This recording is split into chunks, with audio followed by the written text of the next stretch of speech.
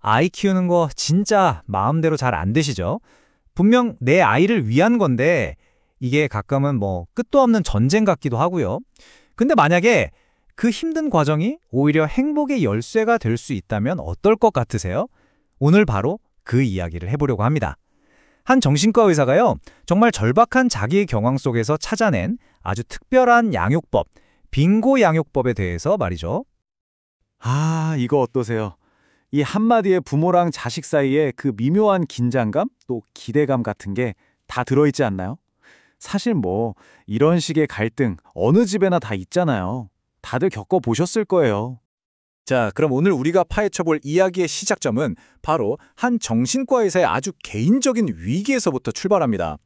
이분이 전문가로서 정말 수많은 사람들을 상담해왔는데 정작 자기 아이 문제 앞에선 그냥 속수무책이었던 거예요.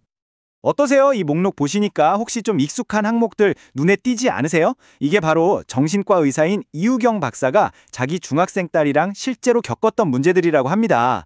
그러니까 전문가인 아빠조차도 이 성적 문제, 생활 태도, 소통 문제 앞에선 정말 어쩔 수가 없었던 거죠.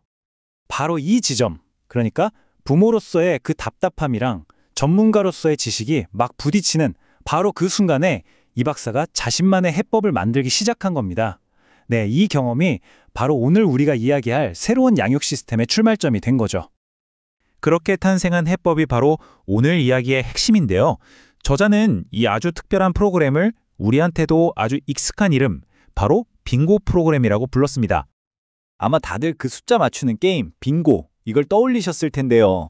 근데 사실 그 이름에는 훨씬 더 깊은 뜻이 숨어 있습니다. 빙고가 아니라 비잉고예요. 그러니까 존재를 뜻하는 being이랑 가다라는 뜻의 고를 합친 말인 거죠. 아이를 있는 그대로 받아들이고 스스로 자기 길을 가게 하자. 와, 정말 강력한 메시지 아닌가요? 자, 여기 표를 보시면 그 차이가 확 느껴지실 거예요. 우리가 아는 게임 빙고는 이겨야 하고 운이 따라줘야 하는 거잖아요? 그러니까 외부적인 성공에 초점을 맞추죠. 하지만 이 빙고 철학은요, 아이의 존재 자체를 그냥 인정해주는 내면의 여정을 말하는 겁니다. 다시 말해서 뭘 해냈냐, 이게 중요한 게 아니라 너는 어떤 존재인가 여기에 집중하는 거예요. 부모의 관점을 완전히 바꾸는 게 핵심인 셈이죠. 그렇다면 이 빙고라는 철학은 구체적으로 뭘 기반으로 하는 걸까요? 바로 세 가지의 아주 단단한 기둥이 있다고 합니다. 자, 첫 번째 기둥부터 한번 살펴볼게요. 첫 번째 기둥은요, 바로 성공 철학입니다. 근데 이게 우리가 생각하는 그런 성공이랑은 좀 달라요. 보통 성공하면 뭐 1등하거나 큰 상 받는 걸 생각하잖아요. 그게 아니라는 겁니다. 예를 들어서 아침에 스스로 일찍 일어나기, 아니면 편식 안 하고 반찬 골고루 먹기, 이런 아주 작은 성공 하나하나를 찾아내서 막 축하해 주는 거예요. 그게 바로 아이의 자신감을 키우는 진짜 밑거름이 된다는 거죠. 아메이 공동 창업자인 리치 디보스가 이런 말을 했어요. 누구나 한 분야에서 5년만 집중하면 성공할 수 있다. 이 말처럼 자꾸 내 아이를 남이랑 비교할 게 아니라 아이가 진짜로 좋아하는 그 한 가지에 푹 빠져서 집중하게 도와주는 것. 그게 어쩌면 진정한 성공의 시작일 수 있다는 겁니다. 자, 그럼 두 번째 기둥으로 넘어가 볼까요? 바로 이해 철학인데요. 이건 아이의 생각이나 감정을 그냥 있는 그대로 확인하고 인정해주는 게 얼마나 중요한지를 강조하는 겁니다. 이 나폴레옹 말 이야기가 정말 많은 걸 생각하게 만들어요. 아버지는 당연히 아들이 위대한 나폴레옹을 존경한다고 생각했는데 알고 보니 아들은 그냥 그가 탄 말이 멋있었던 거예요. 이게 뭘 의미할까요? 부모랑 아이가 같은 지붕 아래 살면서도 정말 완전히 다른 세상을 보고 있을 수 있다는 거죠.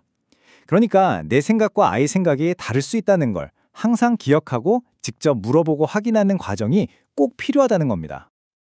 그리고 마지막 세 번째 기둥은요, 바로 칭찬 철학입니다. 이건 칭찬의 어마어마한 힘에 대한 이야기예요. 모든 아이한테는 적어도 한 가지씩은 특별한 재능이 있다? 이런 믿음을 가지고 그걸 발견해서 아주 강력하게 격려해 주는 거죠. 저는 이 솥뚜껑 칭찬 이야기가 정말 인상 깊었어요. 가난한 아버지가 가진 거라곤 솥뚜껑이랑 숟가락밖에 없었대요. 근데 그걸 막 냄비 두드리듯이 치면서 우리 아들 최고다, 우리 아들 대단하다 이렇게 외쳐준 거예요. 아들에게 세상에서 가장 큰 자신감을 선물한 거죠. 보세요. 칭찬은 돈 한 푼 안 들잖아요. 근데 그 어떤 것보다도 강력한 힘을 가질 수 있다는 겁니다. 자, 지금까지는 철학에 대한 이야기였다면 이제는 실전으로 넘어가 볼 시간입니다. 저자는 이 빙고 철학을 우리 현실에 바로 적용할 수 있는 아주 강력한 4가지 심리적 도구가 있다고 말합니다. 첫 번째 도구는 칭찬 심리학입니다. 근데 여기서 핵심은 칭찬이 효과가 있으려면 반드시 2가지가 먼저 깔려 있어야 한다는 거예요. 바로 무조건적인 사랑과 기본적인 신뢰. 이게 단단한 땅처럼 받쳐져야 그 위에 칭찬이라는 집을 지을 수 있다는 거죠. 그러니까 뭘 잘해야만 사랑해주는 게 아니라 너라는 존재 자체를 사랑한다는 믿음을 계속해서 보여줘야 한다는 겁니다. 두 번째 도구는 잠재의식 심리학인데요. 이걸 NLP, 신경언어 프로그래밍이라고도 부릅니다. 이름이 좀 어렵게 들리죠? 근데 간단하게 생각하면 이래요. 우리 뇌를 컴퓨터라고 치면 언어라는 코드를 사용해서 뇌의 운영체제를 업데이트하는 거예요. 긍정적인 말을 계속 해주면서 아이의 잠재의식에 직접 긍정적인 믿음을 심어주는 거죠. 그래서 이게 제대로 효과를 보려면요. 반드시 지켜야 할 3가지 원칙, 3P가 있습니다. 첫째, 나는 이렇게 개인적으로. 둘째, 나는 뭐뭐 할 수 있다처럼 긍정적으로. 그리고 마지막으로 제일 중요한 게 나는 뭐뭐 한다처럼 현재형으로 말해야 한다는 거예요. 그래야 우리 잠재의식이 이걸 현실로 그대로 받아들인다고 합니다. 그래서 저자는 아이들이 매일 이걸 반복하라고 추천합니다. 나는 내가 좋다. 나는 할 수 있다. 나는 최고다. 정말 간단하죠? 근데 이런 자기암시가 매일매일 쌓이면 그게 바로 절대 흔들리지 않는 자존감의 기초가 되는 겁니다. 세 번째 도구는 바로 리프레이밍 심리학입니다. 리프레이밍, 말 그대로 프레임을 다시 씌운다는 뜻인데요. 똑같은 그림이라도 어떤 액자에 넣느냐에 따라 느낌이 확 달라지잖아요. 그것처럼 어떤 상황을 바라보는 나의 관점, 즉 프레임을 싹 바꿔서 새롭게 해석하는 기술을 말합니다. 여기 예시들을 보면 하실 거예요. 막 무섭게 짖는 개를 보고 저 개가 나를 무서워해서 짖는구나 라고 생각의 틀을 바꾸는 순간 두려움이 연민으로 바뀌죠. 물이 반밖에 안 남았네가 아니라 물이 반이나 남았네 하는 것처럼요. 이렇게 관점을 살짝만 바꿔도 부정적인 상황이 순식간에 긍정적으로 혹은 아무렇지 않게 바뀔 수 있는 겁니다. 자, 드디어 마지막 4번째 도구, 벤치마킹 심리학입니다. 이거 기업에서 많이 쓰는 말이잖아요. 성공한 회사가 다른 회사를 분석해서 배우는 것처럼 우리 양육에서도 롤모델을 딱 정해서 그들의 성공 전략을 배우는 거예요. 예를 들면 아이가 존경하는 인물이 있다면 그 사람의 습관이나 생각하는 방식을 함께 이야기하고 따라해보는 거죠. 자, 그럼 지금까지 이야기한 이 모든 철학 그리고 여러 가지 도구들, 이게 전부 어디를 향하고 있는 걸까요? 그 최종 목표는 아주 간단합니다. 바로 내 아이의 진정한 행복을 찾아주는 것. 바로 그거죠. 저자는 이 천둥번개 비유를 통해서 아주 강력한 메시지를 던집니다.